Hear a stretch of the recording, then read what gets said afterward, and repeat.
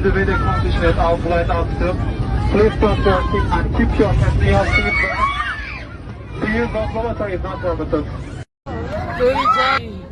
हे माँ, हे माँ, रक्षा करो माता वैष्णवी, रक्षा करो माँ, रक्षा करो माँ।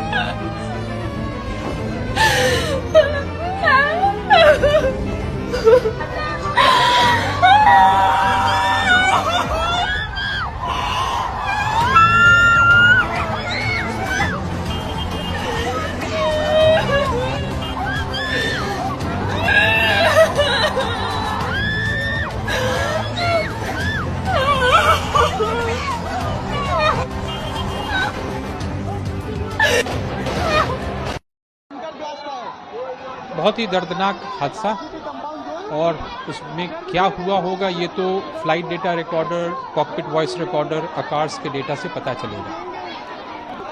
लेकिन जो विजुअल्स आ रहे हैं उससे एक चीज़ साफ नज़र आता है कि एयरक्राफ्ट जो है वो फ्लाई कर रहा था और फ्लाई करते हुए ग्राउंड पे गया है। दैट मीन्स के एयर में कोई एक्सप्लोजन नहीं हुआ था। सबसे पहले तो ये। दूसरी चीज जो बहुत क्लियर है वो ये कि वेदर ऐसा हार्श वेदर नहीं था जो कि कंट्रीब्यूटरी फैक्टर हो सकता है। तीसरी चीज कि इस पूरे विजुअल्स से लगता है कि एयरक्राफ्ट को लॉस ऑफ पावर है।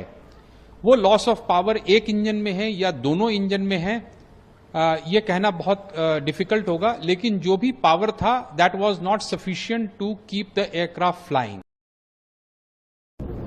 दोपहर को एयर इंडिया की फ्लाइट संख्या AI 171 दुर्घटनाग्रस्त हुई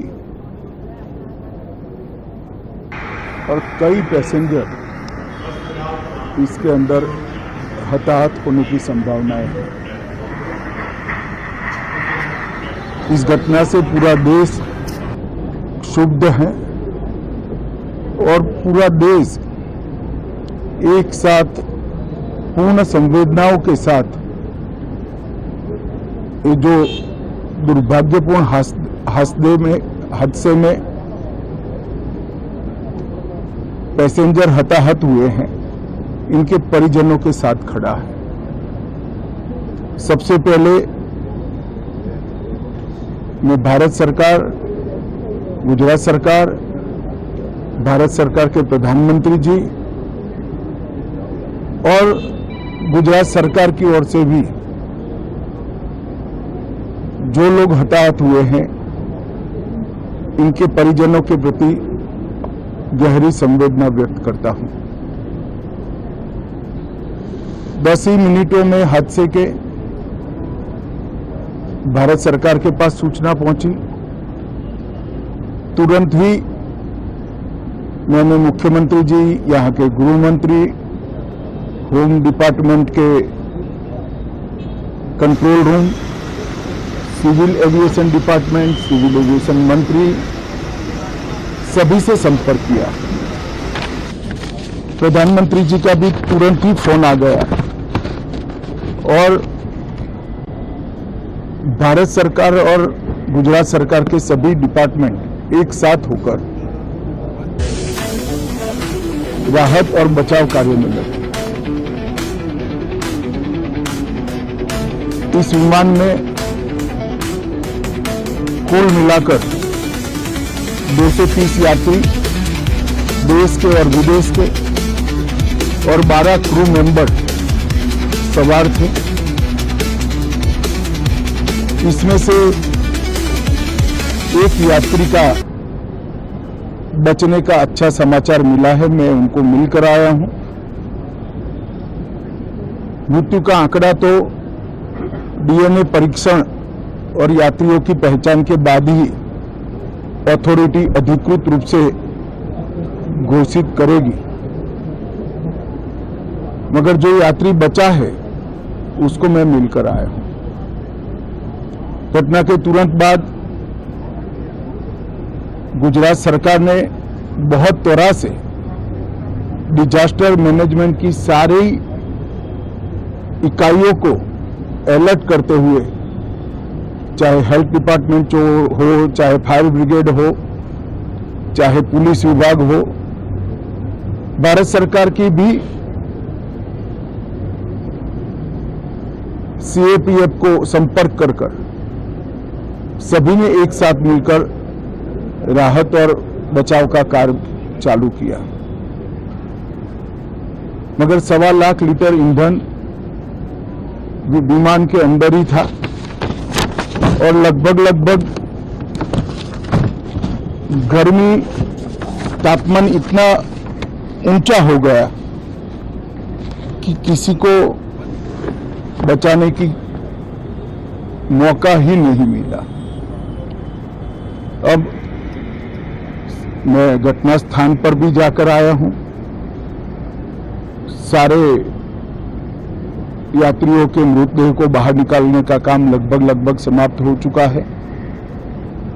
जितने यात्रियों के परिजन यहां पहुंच चुके हैं वो सबका डीएनए लेने की कार्यवाही भी 2-3 घंटों में समाप्त हो जाएगी। विदेश में जिनके परिजन हैं उनको सूचना देने की कार्यवाही समाप्त हो चुकी है और जैसे ही पहुंचते हैं उनके भी डीएनए सैंपल लिए जाएंगे और मृतदेहों की पहचान के लिए जितने मृतदेह मिले हैं इनके भी डीएनए सैंपल लेने की कार्यवाही समाप्त हो चुकी है। गुजरात में ही लगभग 1000 के आसपास डीएनए टेस्ट करने पड़ेंगे। ये सभी टेस्ट करने की क्षमता गुजरात में विकसित है, तो डीएनए टेस्टिंग के लिए कहीं गुजरात के बाहर जाने की जरूरत नहीं पड़ेगी। गुजरात की एफएसएल और नेशनल फॉरेंसिक साइंस यूनिवर्सिटी दोनों मिलकर कम से कम समय में डीएनए का परीक्षण पूरा करने के बाद परिवारजनों को अपना मृतदेह परिजन का मृतदेह सौंपने का काम करेंगे। उनके रहने की सुविधा, उनकी सांत्वना की सुविधा, जिनको मेडिकल प्रॉब्लम ट्रॉमा के कारण हुए इनकी मेडिकल की सुविधा, ये सारी व्यवस्था बहुत सुचारू रूप से हो चुकी है। अभी रिव्यू मीटिंग में सारी व्यवस्थाओं को हम सब मंत्रियों ने साथ में मिलकर देखा है। एविएशन डिपार्टमेंट ने अपनी जांच शुरू कर दी है और जांच तेजी से आगे बढ़े इसके लिए भी एविएशन मंत्री जी ने सूचनाएं दी है। मैं फिर से एक बार राहत काम में जिन जिन एजेंसियों ने त्वरा के साथ बचाव और राहत का काम किया वो सभी का धन्यवाद करना चाहता हूं और फिर से एक बार जिन्होंने अपने परिजनों को गंवाया है, हताहत हुए हैं, वो सभी को मनपूर्वक संवेदनाएं व्यक्त करता हूं।